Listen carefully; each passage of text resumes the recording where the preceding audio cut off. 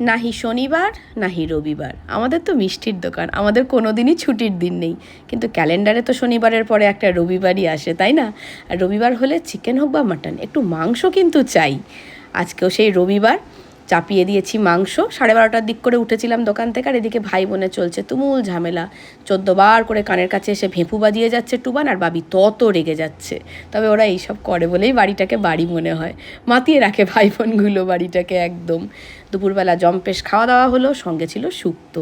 তারপরে উনো খেলা নিয়ে কি মারামারি ভাই বোনেদের মধ্যে। টুবান চিটিং করে যাচ্ছে আর বাকিরা রেগে যাচ্ছে। বিকেলের দিকে নামলো বৃষ্টি, স্বস্তি হলো। বাপরে যা গরম ছিল সারাদিন। এরকম বৃষ্টি ভেজা ওয়েদারে আমরা চলে গেলাম কেটলিতে একটু কফি খেতে। কেটলির কফিটা আমার ভীষণ ভালো লাগে। সঙ্গে নিয়েছিলাম একটু চিকেন পপকর্ন, আর সৌভিক নিয়েছিল লিকার চা। কফিটা অন্যান্য দিনের মতো আজকেও দারুণ ছিল।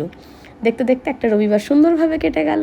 দেখা হচ্ছে পরের একটা নতুন মিনি ভ্লগে।